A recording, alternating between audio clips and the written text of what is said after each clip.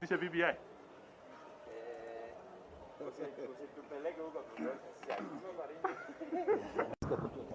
Umesanitize?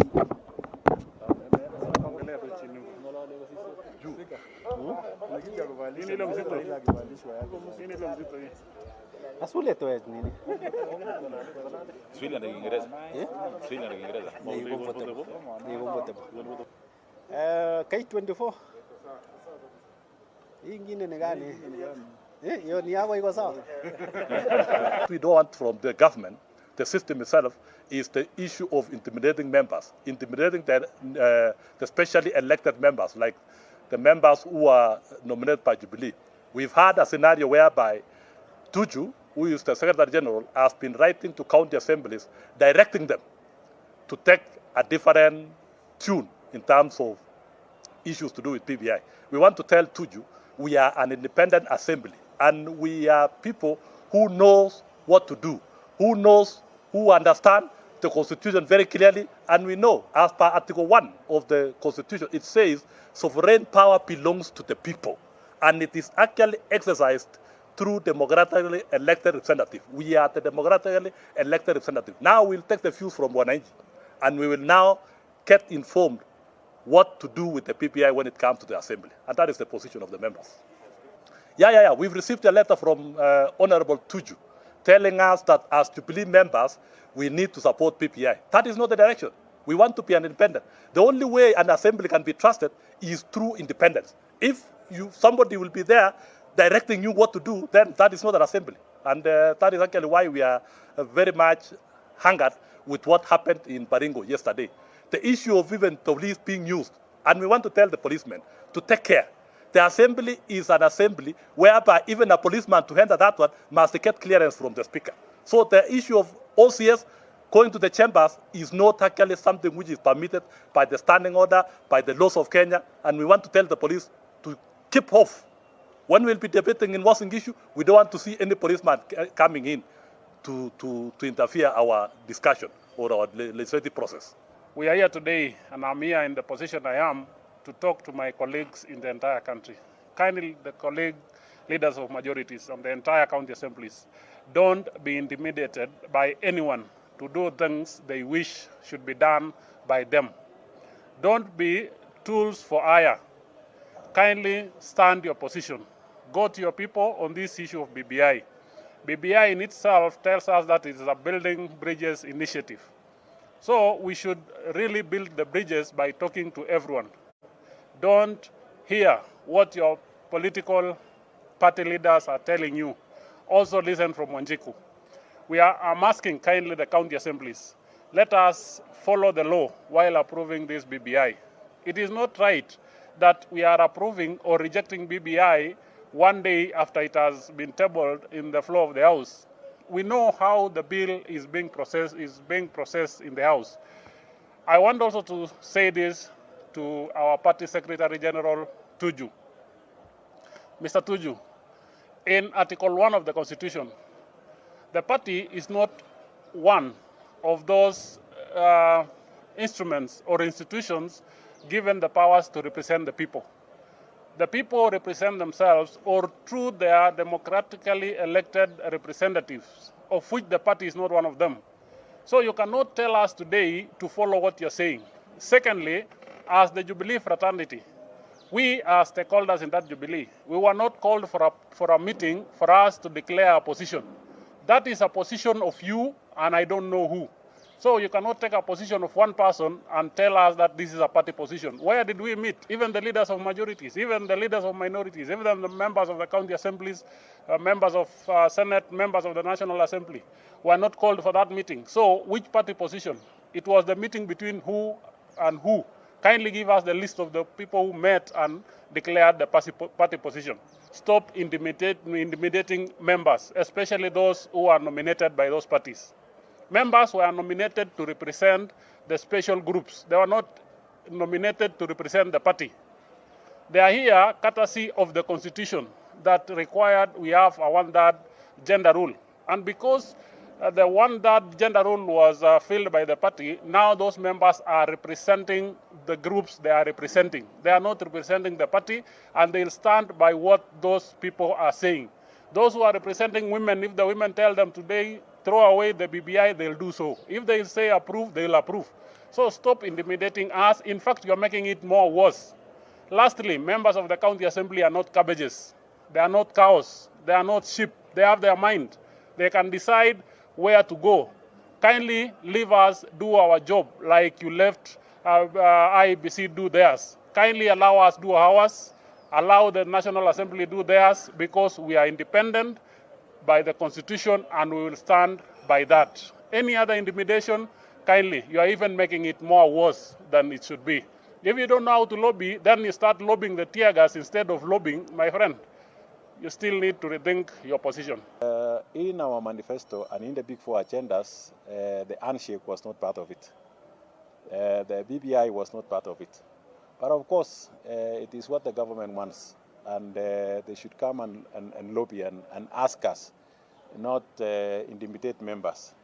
So for us, because we are representative of the people, there is no need to worry.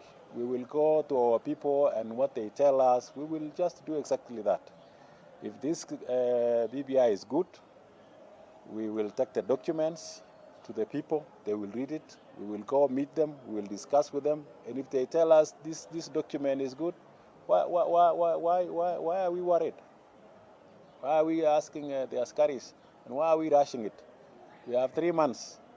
So I just want to ask my friend Tuju, please just do what you are supposed to be doing in Nairobi. Leave the people to do their work.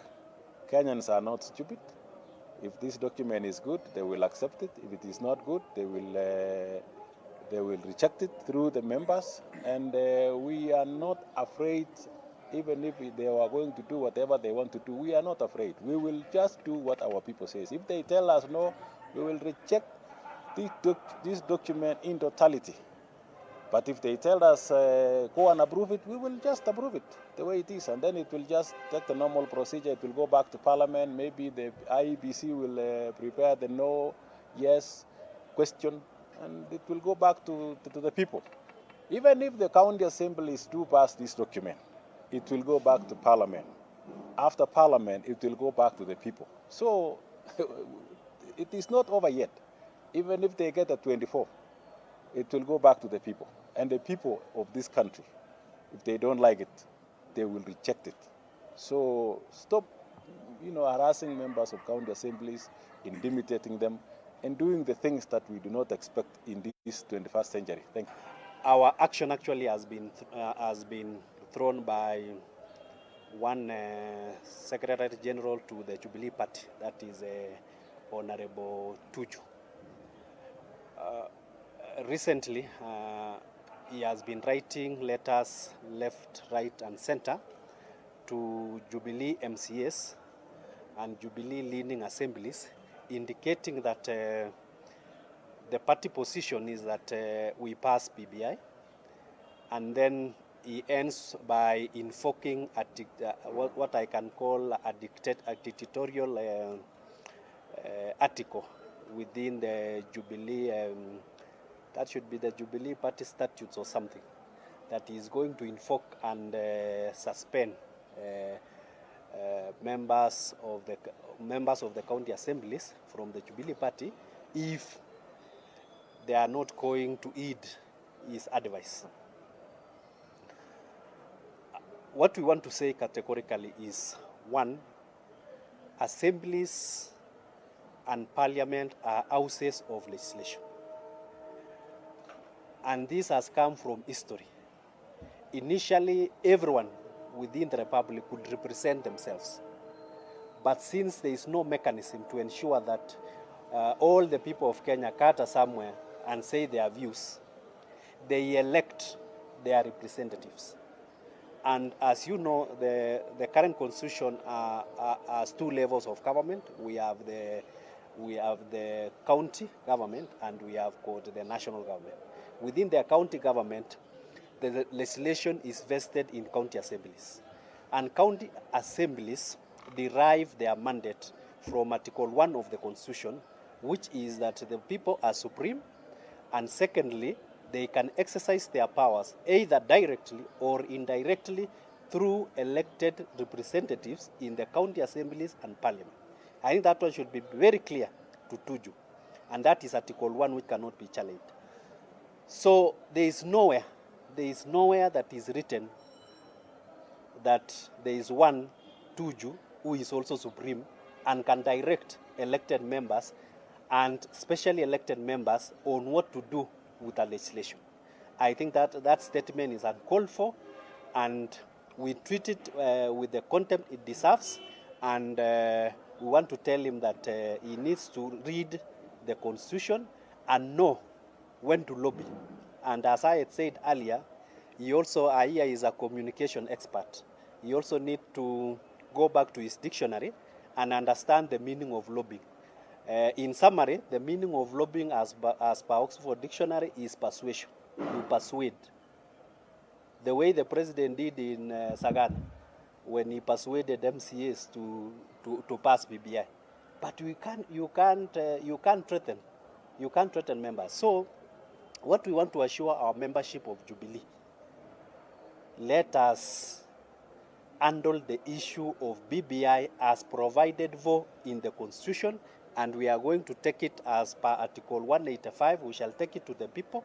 We hear what the people are saying, and then from there, the County Assembly of Uasin Gishu will either pass or reject the BBI based on the public participation, but not based on one Raphael Tuju.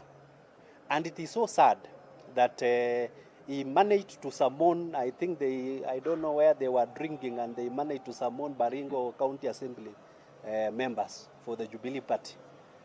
And they were not even courteous enough. They received them at the basement parking, as if that Jubilee around 11 floors have no boardroom to be able to receive honorable members. And they started lecturing on them as to why they need to pass PBI, which was it is rather sad. And when the members came back, when they were discussing the document, he sends policemen. Oh, now he understood the word lobbying. He thought now he's lobbying tear gas to the county assembly inside so that they can be able to pass. It is so sad. It is so sad that in the 21st century, with very vibrant civil society, with the father of democracy, one known as Raila Amolo Odinga, he is now within that handshake, we can stomach such atrocities that is happening to our democracy. And the only reason why actually people voted for the new Katiba, that is the 2010 Constitution, was to entrench democracy. And democracy is a government that is elected by the people, for the people, and it is the people who decide. So we want to tell Tuju we are not cows to be shepherded or to be shown what to do. We shall do our exercise based on our mandate, and we shall deliver our mandate, and we don't expect any intimidation after that. And if he's going to intimidate us, then we are telling him we are ready. Everybody is a man. See, everybody is mwanaume. So we just meet the way he wants us to meet. So, and this country, nobody lives for anybody else. Everybody came alone and he will go alone. And the only beautiful thing about what you need in life is that for long as you are able to feed yourself, you don't need much. So he should not threaten us as if, who is Tuju to threaten us? You should ask him, by the way, who is Tuju to threaten us? And then the fourth estate. These atrocities that are happening in Kenya currently. Why don't you highlight them? I know, okay, I don't want to say much, but I know you might be aligned to other forces, but it is good for democracy, for the media, for the fourth estate to be independent and be able to highlight the atrocities that is happening in the country. Because currently, I can tell you, the Moi regime was better by far. By far. Where we are going. In fact, I don't know if they only walienda kutega Raila ndio wakuja wafanye hii mambo. I doubt whether they wanted to do anything else. The moment they got Raila, they know that nobody will go to the street. But You cannot do that in the 21st century. So we are going to make our independent decision, and we want to tell Tuju to stop that nonsense, to stop that stupidity, and act like a Democrat, and act like a Secretary General. A party is like a cooperative society. It's like a circle. It has members.